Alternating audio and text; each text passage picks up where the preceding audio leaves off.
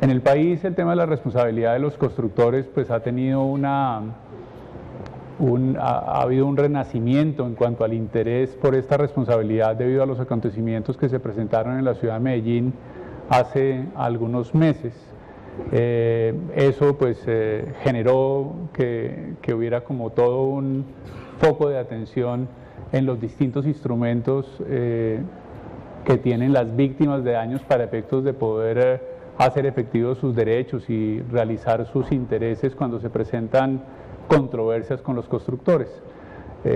La agenda del día de hoy es una agenda que ha sido cuidadosamente elaborada en la medida en que procura abarcar la totalidad de los ámbitos en los cuales puede haber algún tipo de manifestación o herramienta al alcance de las víctimas de daños o de las personas que han sido afectadas o defraudadas en algún tipo de relación con constructores, y por eso pues se ha hablado de la responsabilidad estatal, se ha hablado de la responsabilidad administrativa, de la protección desde la óptica del consumidor. Y a mí se me ha asignado la conferencia que tiene como título Responsabilidad Civil del Constructor o Responsabilidad Civil derivada de la actividad de la construcción. Entonces, así como anteriormente se nos hacía referencia pues a institutos muy dinámicos y novedosos plasmados en las reglas de protección de los consumidores, las garantías, las acciones por calidad y idoneidad, temas de información, etcétera, pues vamos a retroceder un poco y vamos a ir como al fundamento. Y el fundamento está pues en las reglas básicas del Código Civil y del Código de Comercio sobre responsabilidad. Nuestro propósito es entonces aludir a los criterios generales de responsabilidad civil del constructor, cuáles pueden ser como los parámetros generales que se pueden aplicar a este tipo de responsabilidad. Partimos de una distinción básica y es que el constructor puede incurrir en responsabilidad civil contractual o en responsabilidad civil extracontractual. Y vamos a analizar cada uno de esos dos campos de manifestación de la responsabilidad pues en forma detallada. Lo primero es pues que la responsabilidad civil del constructor es un subsistema de responsabilidad civil que establece reglas, requisitos y criterios según los cuales se deben indemnizar los perjuicios que se causen en desarrollo de la actividad de la construcción de inmuebles. Es decir, hoy en día podría considerarse que la responsabilidad del constructor es un subsistema de responsabilidad. ¿A qué me refiero con eso? A que la responsabilidad civil podría ser, digamos, un campo muy extenso que alude a la obligación de indemnizar o de reparar los perjuicios que se causan a otras personas, existiendo un factor de imputación de esa responsabilidad, por regla general la culpa, excepcionalmente por algún factor objetivo de imputación. Y la responsabilidad puede irse cerrando y podemos hablar de responsabilidad contractual o extracontractual. Si hablamos de responsabilidad contractual o extracontractual, por ejemplo en esta última podemos hablar de responsabilidad por el hecho personal, por el hecho de otro, por el hecho de las cosas, y así ir descendiendo o ir precisando los campos. Y hoy en día las normas que regulan la responsabilidad en las distintas actividades son normas bastante completas y casi que podría decirse que hay un subsistema de responsabilidad para los banqueros, hay un subsistema de responsabilidad para los constructores, hay un subsistema de responsabilidad para los fabricantes, hay un subsistema de responsabilidad para los transportadores. Obviamente para llegar allá previamente es necesario hacer todo el recorrido desde la parte general hasta la parte especial. Esa responsabilidad de los constructores puede ser contractual o extracontractual y los criterios para distinguir una y otra, aquí pues me dirijo más que todo a los abogados. Ustedes bien recuerdan que es bastante discutido sobre cuándo hay una responsabilidad contractual y cuándo hay una responsabilidad extracontractual, pero eso tiene incidencia a pesar de que hay una serie de adelantos desde el punto de vista doctrinal para que haya un solo concepto de responsabilidad y para unificar el régimen de responsabilidad. No podemos desconocer que hay reglas particulares para una y para otra. La responsabilidad civil contractual se regula fundamentalmente por las normas de los efectos de las obligaciones, mientras que la extracontractual en los artículos 23, 41 y siguientes del Código. E identificar una pretensión como de responsabilidad contractual o extracontractual puede ser importante en la medida en que eso nos puede generar diferencias en cuanto a los requisitos, en cuanto a la carga de la prueba, en cuanto a la prescripción, en cuanto a la extensión de los perjuicios indemnizables, en cuanto al juez competente. En fin, hay varias diferencias si se encausa una pretensión por una o por otra vía. Diríamos, El criterio básico y general y el que ha sostenido la Corte Suprema de Justicia es que la responsabilidad es contractual cuando el daño se produce por el incumplimiento de una obligación derivada de un contrato. Bastante sencillo. Sin embargo, podría irse un poco más allá y considerar que la intención del legislador no era tanto esa, sino más bien que la responsabilidad contractual fuera la responsabilidad derivada del incumplimiento de obligaciones que surgen previamente entre partes determinadas. Eso haría que la responsabilidad civil contractual fuera más bien una responsabilidad de tipo concreto y por el contrario la responsabilidad extracontractual fuera más una responsabilidad de tipo abstracto, la que se tiene con cualquier persona a la que se le causa un daño en la vida social. ¿Por qué hago énfasis un poco en esto? Porque el constructor puede incurrir en responsabilidad en uno u otro campo. Un constructor que celebra un contrato de construcción en cualquiera de sus modalidades puede incurrir en responsabilidad tanto en quien le encarga la obra como con las personas que son adquirentes o subadquirentes de la obra. Un constructor que celebra un contrato con una persona dueña de un lote de terreno, adquiere el lote de terreno por alguna vía y se compromete a entregarle 2 apartamentos libres de gravámenes o limitaciones, etcétera, adquiere unas obligaciones y de incumplirlas y causar un daño incurre en responsabilidad. En fin, hay muchas, o el que celebra un contrato de cuentas en participación, en donde se comparten riesgos de ganancia o de pérdida en un proyecto de construcción, o una sociedad, o un joint venture, cualquier otra forma negocial o una fiducia, pues si hay previamente acuerdos que generan obligaciones, esas obligaciones son incumplidas por el constructor, habla responsabilidad civil contractual, mientras que en algunos otros casos simplemente el constructor causa daños a personas con las que no tiene ninguna relación previa. Se produce lo que algún autor llamaba un encuentro social desafortunado y las partes se conocen con ocasión del daño. El constructor que está levantando su construcción y de pronto cae un objeto de la parte superior y le causa una lesión a la persona que por allí transitaba, o los daños causados a los vecinos, a los transeúntes, etcétera. Todo ese tipo de responsabilidades son responsabilidades extracontractuales en la medida en que allí no hay un vínculo jurídico previo. En materia de construcción, es muy importante tener presente que el constructor es un profesional y siendo un profesional es particularmente un profesional empresario. Ese tema es bastante importante, lo voy a desarrollar un poquito más adelante porque la responsabilidad del profesional es una responsabilidad más estricta que la que existiría o se daría para con cualquier persona.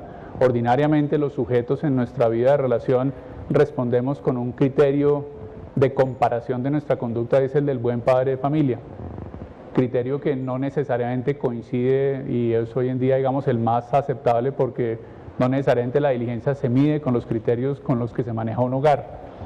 Un médico no necesariamente es el mejor médico por ser un buen padre de familia, o un constructor no necesariamente es el mejor constructor, el más idóneo por ser un buen padre de familia. Por eso en responsabilidad profesional el criterio es distinto, es el criterio del buen profesional o el criterio del buen hombre de negocios. Más adelante vamos a ver qué implicaciones tiene eso. Los esquemas contractuales hoy en día, hablando de responsabilidad contractual, pues son esquemas contractuales bastante especializados, ya pues, aun cuando vamos a hacer referencia a eso porque necesariamente la tenemos que hacer al mencionar el régimen del Código Civil, hablar del contrato de obra, pues ciertamente es el contrato por excelencia regulado en la ley en materia de construcción, pero realmente es tal vez el que menos aplicación tiene a la hora de realizarse, digamos, un proyecto constructivo a gran escala. Los esquemas contractuales son esquemas muy complejos, con diversidad de figuras, y en lo cual hay igualmente variedad de actores involucrados, no solamente privados, sino igualmente actores públicos, desde las autoridades que regulan y que supervisan, hasta pues las autoridades que ejercen inspección, vigilancia y control, o incluso autoridades de tipo judicial. El constructor es un comerciante y particularmente es un empresario. Es un comerciante en la medida en que dentro de la lista de las empresas mercantiles está que son mercantiles para todos los efectos las obras o construcciones, reparaciones, montajes, instalaciones, ornamentaciones. Eso es importante, ¿por qué? Porque la responsabilidad del constructor es profesional y el empresario. Me detengo un poco en lo primero.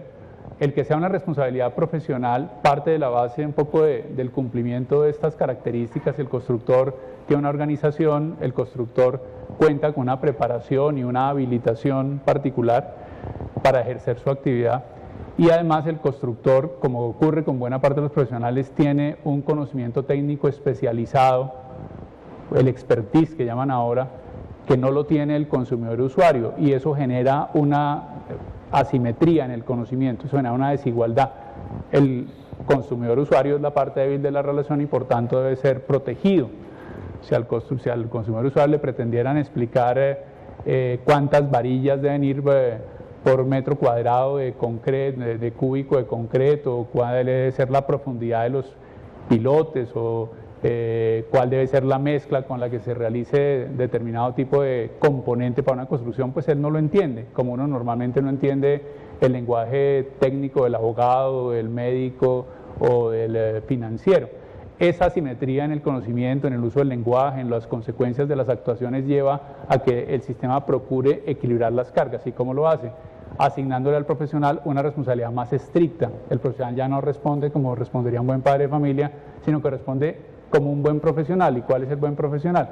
El que actúa de conformidad con lo que se denomina la lex artis, que es la forma adecuada de hacer las cosas en una determinada actividad. La lex artis de un constructor, ¿en dónde está? Pues está en su conocimiento técnico, científico, y las facultades de ingeniería o arquitectura nos dirán cómo se hacen las cosas, pero igualmente las asociaciones profesionales, la Sociedad Colombiana de Ingenieros o la Sociedad Colombiana de Arquitectos nos podrán decir cuáles son las técnicas constructivas adecuadas para un determinado proyecto, e igualmente la ley ha reglamentado la materia, tanto a nivel de normas legales, leyes en sentido material y formal, como el Código Colombiano de Construcciones Sismorresistentes nos dice ya en la práctica cómo deben hacerse las cosas, como incluso algunas regulaciones particulares y locales de municipios y de distritos que igualmente regulan el tema. El constructor es igualmente empresario, y aquí tomo algo de lo que se señalaba en la exposición anterior, y es que la Constitución colombiana establece una responsabilidad especial para los empresarios. La empresa, como lo vamos a ver un poco más adelante, tiene una función social, y esa función social implica obligaciones. Y por otro lado, el artículo 78, que no está aquí en esta lista, pero ya estarlo, establece que los empresarios son responsables por los daños que causen a las personas que reciben sus productos, y uno de esos casos es cuando el producto es, por ejemplo, un producto inseguro. El empresario se relaciona igualmente con un consumidor que es parte débil en la relación, y de acuerdo con el artículo 13 constitucional merece especial protección. Entonces el empresario tiene un régimen particular de responsabilidad, un régimen más estricto, basado en las reglas, por ejemplo, de responsabilidad profesional, pero igualmente basado en algunos casos en reglas del riesgo de empresa. El empresario que incorpora riesgos a la actividad y a la vida social, y donde altera los peligros o los riesgos a los que la comunidad está expuesta, deberá asumir las consecuencias que se presenten por los daños que esos riesgos aparejen. El régimen jurídico general, lo menciono aquí, algunas normas que regulan la actividad de la construcción, y lo digo muy rápidamente y al final señalo el por qué me parece eso importante, pues desde un marco constitucional, derecho a la vivienda digna, función social de las empresas, funciones de los consejos de dictar planes de desarrollo y fijar criterios de supervisión, intervención del Estado para regular el uso del suelo, normas legales como la reforma urbana, reordenamiento territorial, financiación de vivienda, construcciones sismorresistentes, vivienda de interés social, estatutos profesionales de la ingeniería y la arquitectura, otras normas que regulan la supervisión que se ejerce sobre la actividad. Originariamente la tenía la superintendencia, entonces denominada superintendencia bancaria, años 65, 67, no sé si estoy bien en ese número, y hoy en día la tienen las alcaldías. Ese régimen normativo, ¿por qué es importante? Porque en la responsabilidad profesional, la culpa profesional se examina teniendo en cuenta cuáles son los deberes de conducta a los que está sujeto ese profesional. Entonces, si el estatuto profesional del ingeniero o del arquitecto le asigna unos deberes de conducta, si el código de construcciones sismorresistentes le asigna unos deberes de conducta, si incluso las normas locales que regulan las construcciones le asignan unos deberes de conducta, por ejemplo, en materia local de proporción de parqueaderos con pisos, aislamientos, paramentos, etcétera, todos esos deberes de conducta que están desde normas legales hasta normas reglamentarias son su estándar de conducta. Y si ese estándar de conducta no se observa, ahí hay culpa. E igualmente, como se señalaba anteriormente, por ejemplo, la presunción del defecto de construcción estará dada por el incumplimiento de reglamentos. Entonces el incumplimiento de reglamentos por una parte permite acreditar el defecto, pero por otra parte permite acreditar la culpa en la medida en que ese sea un tema que en el proceso judicial tenga discusión. Decíamos, vamos a hablar de responsabilidad contractual y de responsabilidad extracontractual. La responsabilidad contractual, a pesar de que, como señalábamos, muchos de los contratos que se dan los constructores son contratos bastante complejos, algunos incluso atípicos o innominados, la responsabilidad del constructor siempre se ha analizado con base en las normas del contrato de obra o empresa. Para los no abogados, esta es una regulación muy antigua. Nuestro Código Civil, pues sus primeras ediciones fueron de 1843 o 45 y se terminó de redactar 20 años después y Colombia lo adoptó en 1873. Es decir, estamos hablando de un código más que centenario, por eso la figura es una figura, digamos, para la sociedad de aquella época. En principio, quien era constructor era un técnico constructor, un maestro de construcción. La ley dice, estas responsabilidades o estas normas se extienden a los que hagan construcción profesionalmente como arquitectos. O sea, la regla no era que fuera un profesional quien construyera, sino era más un maestro, un técnico. Pero, pues, obviamente estas normas son la base, pero que hay que interpretarlas con criterio de actualidad. El contrato de obra está regulado como una forma del contrato de arrendamiento y nos dice la ley que es un acto en virtud del cual una persona encargada otra la realización de una obra material, que ésta se compromete a realizar a cambio de una remuneración sin que haya dependencia o subordinación. El contrato de construcción de edificios es una modalidad del contrato de obra. Ya ha habido pues todo un desarrollo en la doctrina sobre el contrato de construcción de edificios. El edificio es cualquier obra de carácter duradero definitivo que es el producto de la unión permanente de materiales y está destinada a permanecer adherida al suelo.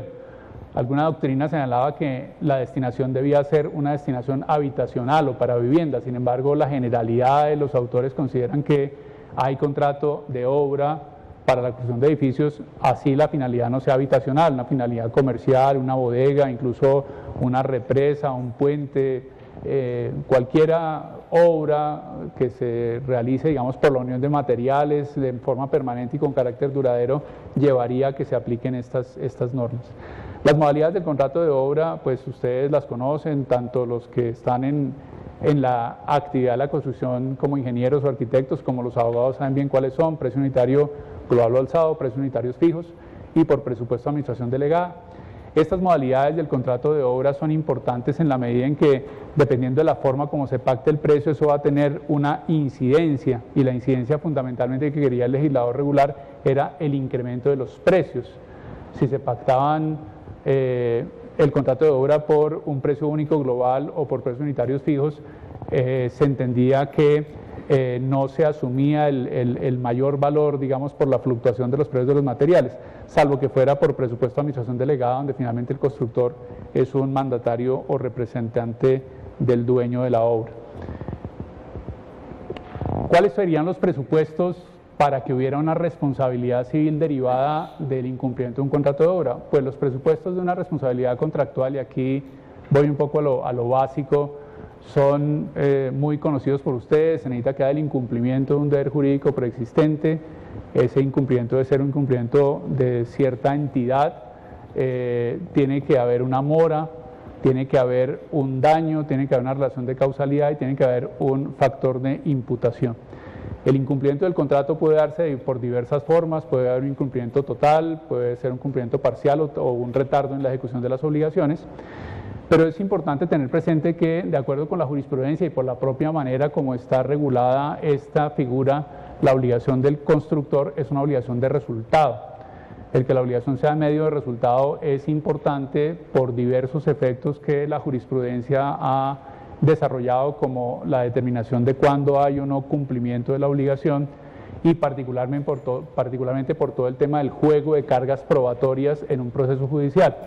Si la obligación es de resultado, ha dicho la jurisprudencia, no hay que probarle la culpa al otro contratante, sino que la culpa se presume, y además de que se presuma, la defensa de ese demandado no sea en el terreno de la diligencia, sino que sea en el terreno de la fuerza mayor, caso fortuito, hecho de un tercero o hecho de la víctima. Entonces la obligación del constructor es fundamentalmente una obligación de resultado, lo que hace que la responsabilidad del constructor sea más rigurosa, más estricta que el de los profesionales en general, porque el tema de la diligencia no va a estar en discusión. Ahora, si el contrato es un contrato por administración delegada, es posible que el constructor adquiera otro tipo de obligaciones, como serían las derivadas de la relación de confianza que lo vincula con el dueño de la obra, y esas pueden ser obligaciones de medio.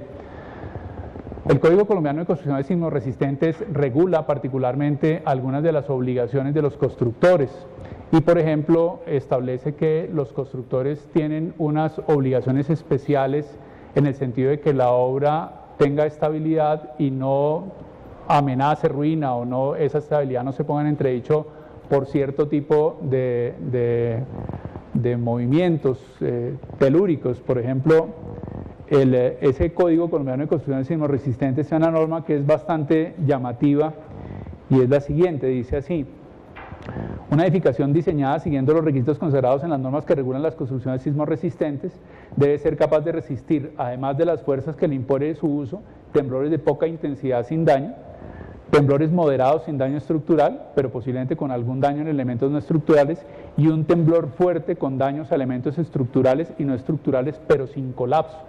Teóricamente, siguiendo las normas del Código Colombiano de Construcciones Sismorresistentes, los edificios no deberían colapsar. Y ahí hay una caracterización especial de esa obligación de resultado del constructor, en la medida en que, si el constructor, como debe hacerlo, sigue las normas del Código Colombiano de Construcciones Sismorresistentes, el edificio no debe colapsar. La obligación de resultado es una obligación de resultado enfatizada, y ni siquiera pues tendría la posibilidad de exonerarse probando un típico caso fortuito como sería un movimiento telúrico. El segundo requisito es la mora.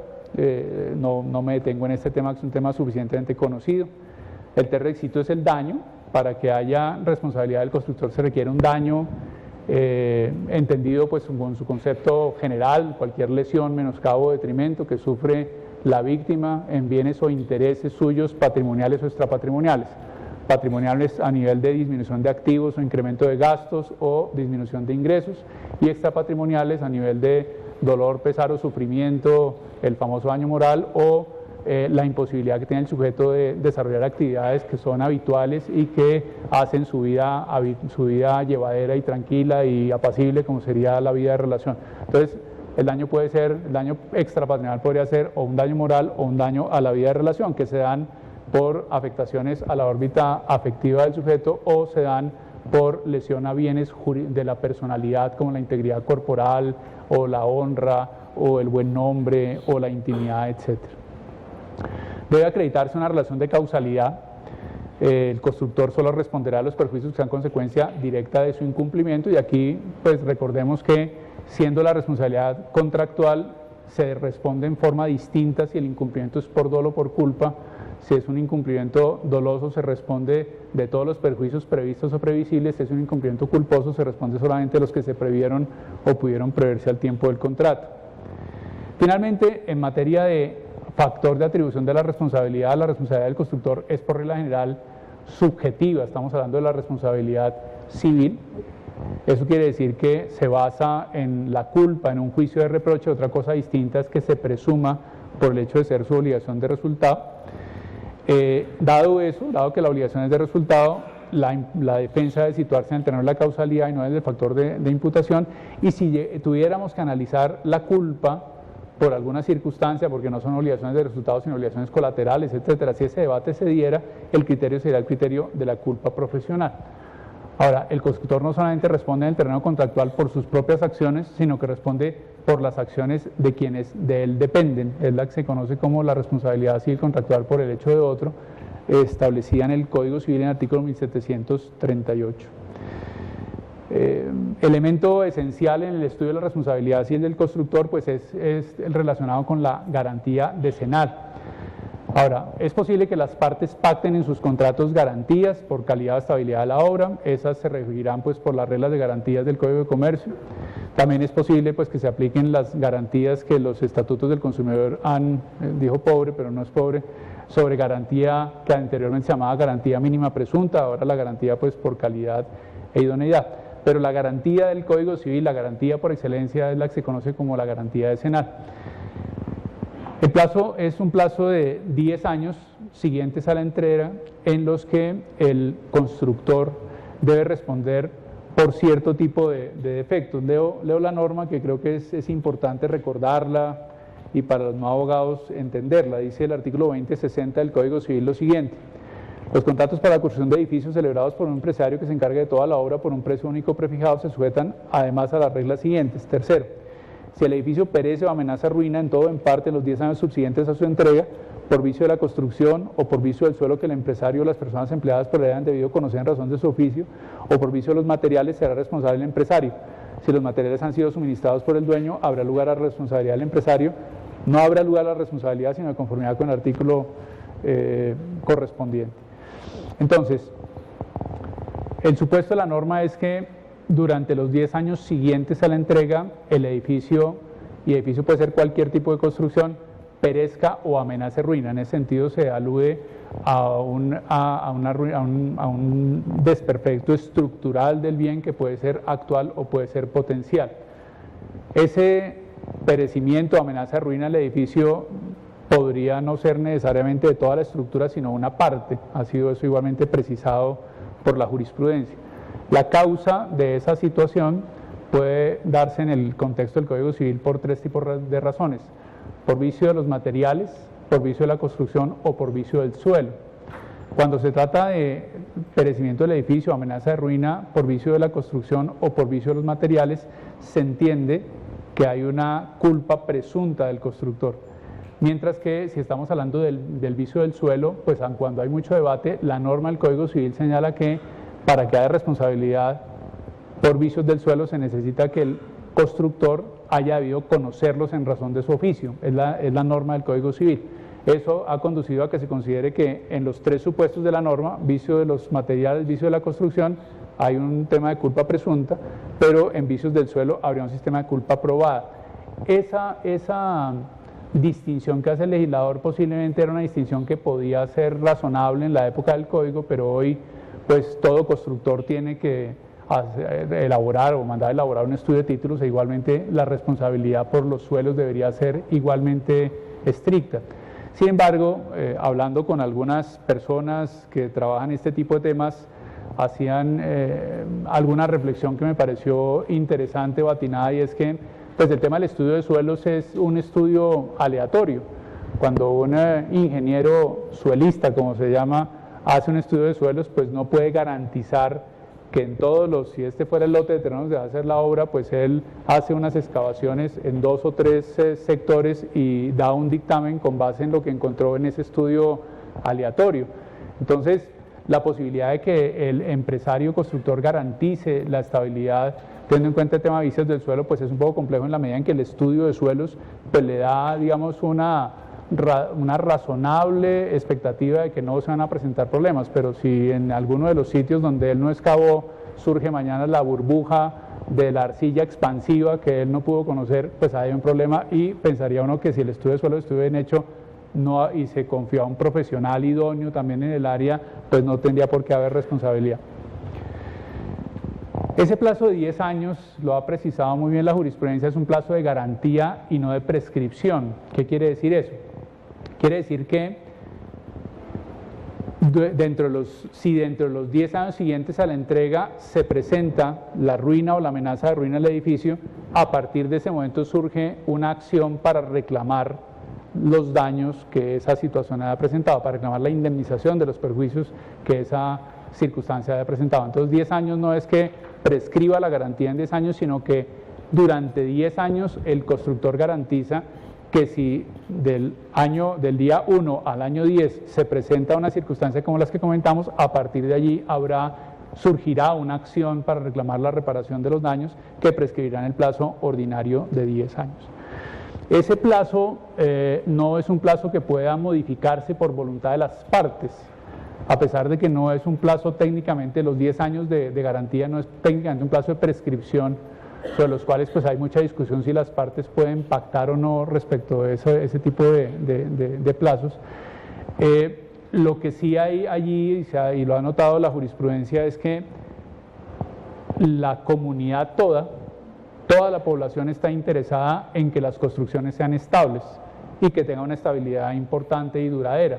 Dada esa circunstancia, esta norma se considera una norma de orden público, una norma de interés general, y por tanto no debería renunciarse o no debería disminuirse ese plazo. Eventualmente, si las partes o el constructor otorga un plazo adicional de estabilidad, eso sí cabría ese pacto.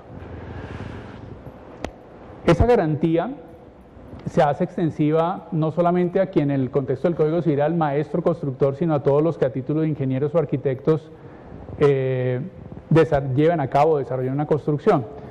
En el contexto del Código Civil, les repito, la construcción la desarrollaba el constructor, que no necesariamente era un profesional, y hay una norma adicional, un inciso, un numeral siguiente a este que estamos analizando, que extiende la responsabilidad por la garantía decenal a los que lleven a cabo una construcción, adentro de una construcción, como profesionales.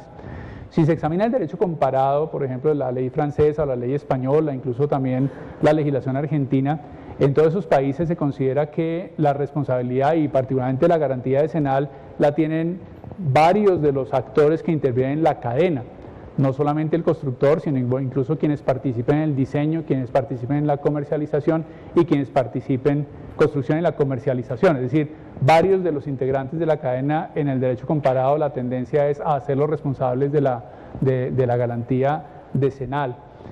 En Colombia está restringida, repito, al constructor y eventualmente a quienes realicen una obra en calidad de profesionales. Pensaría yo que no sería extraño y no sería tampoco inaceptable un esfuerzo interpretativo que, teniendo en cuenta el contexto de redacción de las normas, el contexto de las actuales estructuras como se desarrollan a cabo estos contratos, pues que esa garantía pudiera ser exigible, por ejemplo, a quien aglutina todos los intereses en un proyecto constructivo. El gerente del proyecto, sabemos bien que aquí intervienen varios actores, pero el gerente del proyecto es finalmente como quien aglutina a todos los actores y es muchas veces el que se relaciona con el cliente o usuario, el adquirente. No sería, digamos, extraño que hubiera un esfuerzo interpretativo para extender la garantía no solamente a quien construye específicamente, sino que también a quien consolida. ¿Quiénes son los titulares de la garantía? ¿Quiénes pueden hacer efectiva la garantía? Pues piensen ustedes que aquí pasa una cosa particular y es que esta garantía está establecida en el contrato de obra. ¿Y quién sería el beneficiario de la garantía? El que encargó la obra. Entonces yo le digo al constructor, constrúyame en mi lote esto y ponga usted los materiales y ponga usted la mano de obra y haga el estudio de suelos y si hay un problema de estabilidad usted me responde. Sin embargo, eso es poco frecuente, o lo más frecuente es que alguien encargue la construcción, pero esa persona a su vez enajene los bienes a terceros a través de cualquier tipo de actos de enajenación, si fue un proyecto fiduciario a través de una cesión del beneficio, si fue un proyecto simplemente que el constructor era dueño, pues a través de promesas de venta y negocios de compraventa. Entonces siempre hubo una duda de qué acción podían ejercer los adquirentes de la obra que no habían sido encargantes de ella, que no habían sido dueños de la obra. El problema fue, en mi opinión, pues solucionado, salvo mejor concepto, a través de una sentencia de casación civil de 5 de junio de 2009, magistrado ponente Jaime Arrubla, en la que se considera que esa acción pueden ejercerla igualmente los subadquirentes. Es decir, yo encargué de la construcción del inmueble y tengo a mi haber como activo el derecho a hacer efectiva la garantía.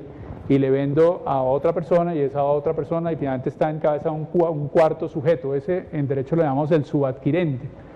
Ese subadquirente hoy en día podría ejercer la acción contra el constructor, haciendo efectiva la garantía decenal a pesar de que no tenga relación contractual con él, porque se ha considerado que de alguna manera la garantía es inherente al bien y podría entenderse que a medida que el bien se va transfiriendo la garantía. Anteriormente lo que debía hacerse era hacer una cesión del derecho a reclamar por la garantía o entablar una acción por responsabilidad extracontractual, que tendría otro tipo de requisitos y otro tipo de pronto de suerte en la jurisdicción.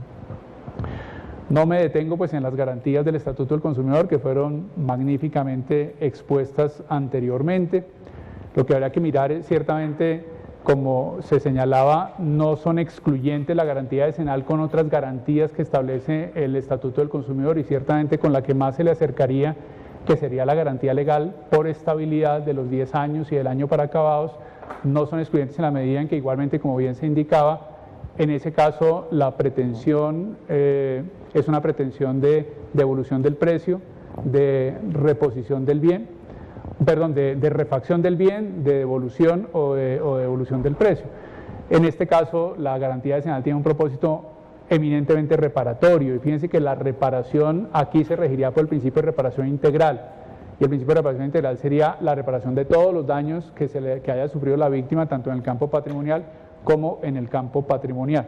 Ahora, en productos defectuosos también podría haber algunas similitudes o podría haber alguna cercanía, pero son distintos en cuanto a su fundamentación, son distintos en cuanto a sus causas de exoneración, los supuestos, e incluso la prescripción es una prescripción que igualmente es corta y pues no excluiría la posibilidad de que se ejerza la acción por la garantía decenal. El tema de responsabilidad civil extracontractual es interesante. Un constructor desarrolla una actividad profesional y esa actividad profesional es una actividad en la cual reúne una serie de materiales, equipos, personal, etcétera, y es bastante factible y frecuente, desafortunadamente, que en ese tipo de actividades se causen daños a terceros. Aquí estamos hablando de los daños que el constructor causa no con las personas con las que se vincula, repito, esa es la responsabilidad contractual, sino con las personas con las que no tiene ninguna relación. A esas personas igualmente hay que indemnizarlas si se les causan daños. La doctrina ha dividido el análisis de este tema en dos etapas. La responsabilidad que se da en los momentos de la construcción o demolición, un análisis, y la otra es que se da por lo que se denomina la existencia de la obra. Entonces la primera es, estamos en el proceso constructivo y se cayó una grúa y lesionó a unas personas y aplastó unos carros. Esa es una responsabilidad durante el proceso de construcción. O vamos a demoler controladamente unas torres de Space y resulta que en ese proceso de demolición algo pasó con los explosivos y su ubicación y se dañaron unas casas del entorno vecino. Es una responsabilidad durante la demolición. Pero digamos que el constructor construyó su obra, la obra está en principio aparentemente estable, pero pasa algo que hace que pierda estabilidad y no solamente pierde quien la adquirió, sino igualmente se desploma y causa daños a terceros. Esa es una responsabilidad civil extracontractual durante la existencia de la obra. ¿Qué pasa durante la etapa de construcción o demolición? Pues que la actividad de la construcción para estos efectos es de las que se denomina como una actividad peligrosa. Para los no abogados, en responsabilidad civil extracontractual hay tres sistemas de responsabilidad: por el hecho personal, por el hecho de otro o por las cosas que se tienen bajo guarda. Y en ese último sistema de responsabilidad por las cosas se surgió más o menos hacia los años 30 del siglo pasado por un desarrollo jurisprudencial un subsistema de responsabilidad, que es la responsabilidad por actividades peligrosas. Cuando un sujeto desarrolla una actividad lícita, pero que incrementa los peligros a los que están expuestas las personas en la vida social y causa un daño, debe responder, y debe responder con una responsabilidad estricta en la medida en que la culpa sale de la discusión del proceso y no se puede defender el demandado por diligencia, sino únicamente por el factor extraño. Actividades peligrosas: manejar vehículos automotores, manejo de energías, todo el tema de aeronavegación, y la actividad de la construcción es una de las que ha sido catalogada por la jurisprudencia como actividad peligrosa. ¿Por qué? Porque en materia de construcción pues se utilizan materiales, se utilizan equipos, se utilizan instrumentos que pueden ser riesgosos para las personas que están en el entorno. Utilizamos, por ejemplo, explosivos, o hacemos perforaciones a través de aparatos muy complejos que pueden causar daños, o una grúa puede caerse, en fin, o una mezcladora podría de pronto causar igualmente un daño. Por eso se dice que la construcción es una actividad peligrosa. Ahora, ¿quién responde por la actividad peligrosa? Pues responde ordinariamente el guardián.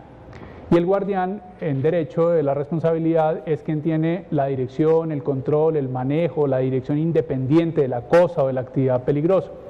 Entonces, el guardián ordinariamente es el titular, que es el propietario. El propietario ordinariamente es el quien tiene el poder o el control sobre la actividad. Pero no necesariamente eso es así. En ocasiones el propietario delega ese control en un tercero. O en ocasiones incluso hay casos de guardianes a un título ilícito. Por ejemplo, un ladrón de un vehículo automotor que atropella a alguien es en ese momento el guardián del vehículo y de la actividad peligrosa de conducir vehículos automotores, así lo sea ilícitamente. Entonces, el concepto de guardián siempre será quien tenga en un momento y un lugar determinado la capacidad de tomar decisiones sobre lo que se hace con esa cosa, con esa actividad. Tiene el control, el manejo y la dirección independiente. ¿Quién tiene el control o quién es guardián de la actividad peligrosa de la construcción? El constructor. Sin embargo, la doctrina y la jurisprudencia han considerado que podrían existir casos de guarda compartida con el propietario del lote. Hay una sentencia de casación civil de 13 de mayo de 2008, que es la que se está citando allí, que es una sentencia muy importante porque fue la primera que en la jurisdicción civil reconoció el daño a la vida de relación. Pero esa sentencia es una sentencia de responsabilidad de los constructores, y ahí está demandado el constructor, que desafortunadamente estaba en liquidación, y estaba demandado el dueño del terreno. Y la Corte en esa sentencia consideró que eran solidariamente responsables el constructor y el dueño del terreno. Y lo hizo fundamentalmente porque consideró dos cosas. Primero, que el dueño del terreno da origen a la actividad de la construcción. Más o menos él es el que da pie para que se desarrolle una actividad peligrosa. Y segundo, que ese dueño del terreno va a obtener un beneficio de la actividad peligrosa. Y con base en eso extendió la condena de responsabilidad civil al dueño del terreno. Yo estaba en desacuerdo con esa tesis, particularmente porque creo que eso, digamos, el que se obtenga beneficio de o el que se dé origen a nunca ha sido criterio para establecer o determinar la guarda. La guarda se determina por quien tenga el control de la actividad, y quien tiene el control de la actividad es el constructor. Por esta vía, si pongamos el ejemplo extremo, los dos viejitos que tienen una casa de habitación ubicada aquí en el barrio La Castellana, y sus hijos ya se fueron y son personas mayores y quieren entregarle a un constructor para que el constructor les dé un apartamento y ganarse una utilidad, y ellos le entregan el inmueble al constructor, el constructor empieza a desarrollar su obra y pasa algo, se cae una grúa y mata a unas personas y daña unos carros.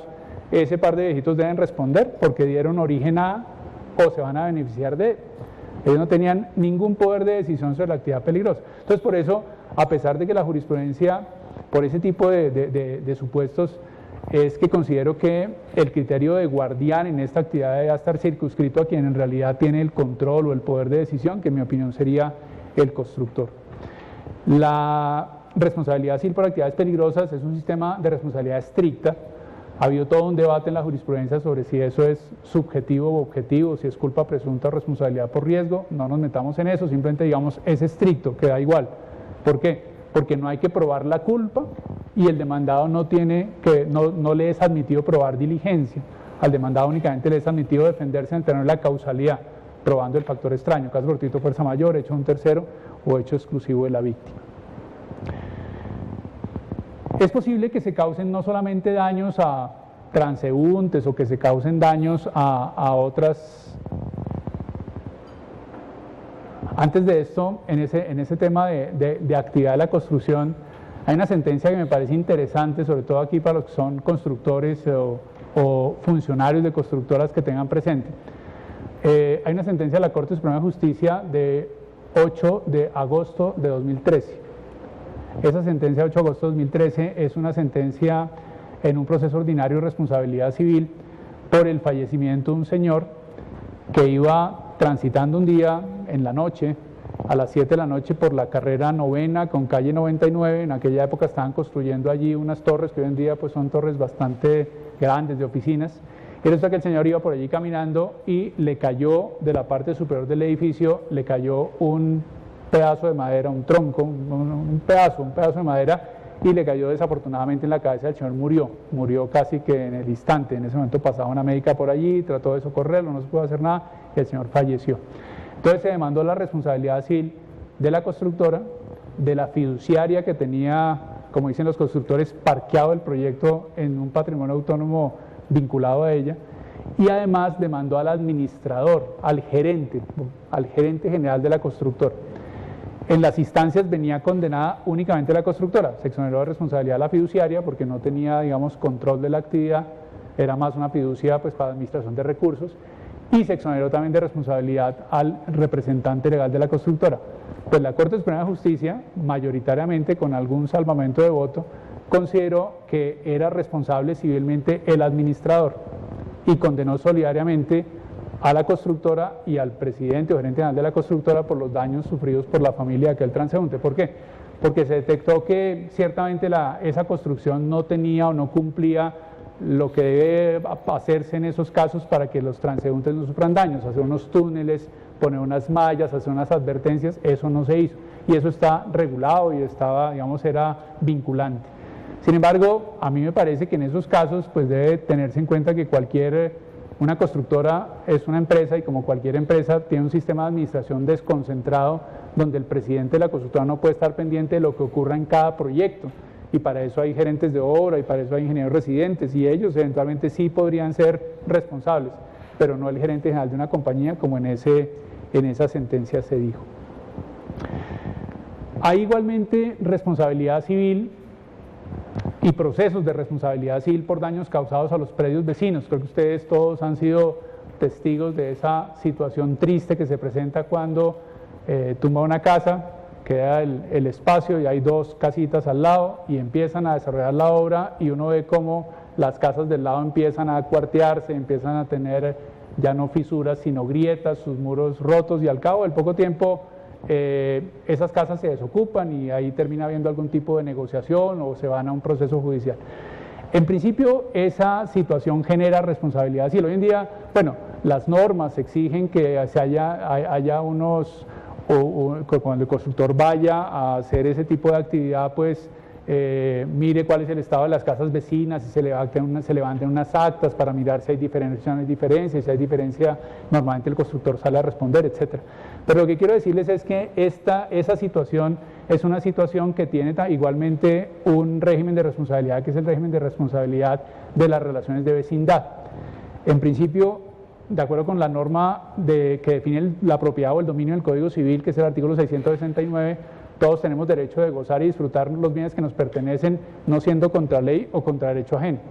Y si se afecta el derecho ajeno y el vecino pues es uno de ellos, habrá que indemnizar los perjuicios. Igualmente, las acciones posesorias, artículos 972 siguientes, regulan todo lo que se denomina las intromisiones o inmisiones ilegítimas que se dan cuando entre vecinos se produce una intromisión que excede los límites de lo normalmente tolerable. Bien, con base en eso se ha construido un sistema de responsabilidad que es el de responsabilidad por relaciones de vecindad. Hay unas sentencias de casación del 54 y del 72 que así lo sostienen. Y en ese caso, la responsabilidad civil incluso se ha considerado es una responsabilidad de naturaleza objetiva, no es una responsabilidad por culpa ni por culpa presunta, sino que es una responsabilidad objetiva. Esto debería manejarse a través de un proceso judicial, un proceso civil. Sin embargo, he visto ya sentencias de la Corte Constitucional que en tutela han resuelto problemas de relaciones entre vecinos y han ordenado indemnizaciones. Pues obviamente un procedimiento un poco más rápido, pero aquello de la diversidad de jurisdicciones se ha ido perdiendo por ese tipo de decisiones. Ahora, ¿qué pasa si durante la vigencia, digamos, un edificio ya está construido, ya el constructor lo entregó, y ese edificio, por razón de un problema del edificio, se causan daños a personas que por ahí transitan o a los vecinos? Es lo que llamamos los daños presentados durante la existencia del edificio. Si ese edificio perece o amenaza ruina, la responsabilidad está regulada en los artículos 2350 y 2351 y puede darse por dos causas: porque el propietario haya omitido las reparaciones que debían hacerse a ese edificio, o por vicios de la construcción, sería la otra posibilidad. Si el edificio se cae durante su existencia por la omisión de las reparaciones que el propietario debe haberle hecho, la responsabilidad civil es del propietario. La jurisprudencia de la Corte ha dicho que esa es una responsabilidad por culpa, porque la norma dice que si un edificio perece o amenaza ruina durante su existencia porque el propietario omitió las reparaciones que hubiera hecho un buen padre de familia, responderán el propietario o los propietarios a prorrata de sus cuotas partes en la propiedad. Esta es una propiedad que no es solidaria, sino es una propiedad dividida de manera como una obligación conjunta. Sin embargo, alguna doctrina como Santos Ballesteros considera que en este caso, más que ser una responsabilidad por culpa, pues lo que se señala de la omisión de las precauciones de un buen padre de familia, pues es un criterio, pero no hay que perder de vista que es una responsabilidad que está dentro del régimen de responsabilidad extracontractual por las cosas que se tienen bajo guarda, y esa responsabilidad es una responsabilidad estricta, ordinariamente por culpa presunta. Como lo señalaba, y ya casi voy terminando, la indemnización se puede dividir entre los distintos copropietarios, o debe dividirse entre los distintos copropietarios que sean dueños del edificio a prorrata de sus cuotas. De manera general, en la responsabilidad tenemos la regla de la solidaridad. Cualquier persona puede ser obligada a responder por el todo, pero en este tipo de daño responden los propietarios, digamos, por la cuota que les corresponda de propiedad del inmueble. Aquí hay un tema que es interesante para analizarlo, y es que las normas de las relaciones entre vecinos establecen que si un edificio amenaza ruina, los vecinos pueden presentar una querella ante la autoridad competente para efectos de que el propietario haga las reparaciones. Y una norma posterior establece que solo los vecinos que se querellaron tienen legitimación para reclamar la indemnización de perjuicios en caso de que la edificación efectivamente perezca. Entonces, si el edificio está a punto de colapsar, los vecinos pueden o presentar la querella o no presentarla. Si la presentan, el edificio se cae, tienen derecho a la indemnización. Si no la presentan, tal vez su actuación omisiva, su falta de solidaridad y de buscar la protección del interés general parecería haberlo sancionado. Hay todo un debate doctrinal sobre si en realidad esa norma debería eliminar o no la acción del artículo 2350. Por último, y esta es la última diapositiva para su tranquilidad, si el edificio perece ya durante su construcción, o no durante la construcción, sino durante su existencia, terminó la construcción, el edificio existe, entre comillas. Si el edificio perece o amenaza ruina por vicios de la construcción, responde el constructor en los términos del artículo 2060. Entonces, piensen ustedes que la garantía decenal es una garantía que se tiene no solamente con adquirentes o subadquirentes, sino que también se tiene con terceros si durante la existencia de la construcción el edificio se cae y ya no son los propietarios que pierden su patrimonio, sino son los vecinos o los transeúntes los que se ven afectados, tendrían igualmente una acción contra el constructor por responsabilidad durante los 10 años siguientes a la entrega. Esto es todo, muchas gracias, muy amables.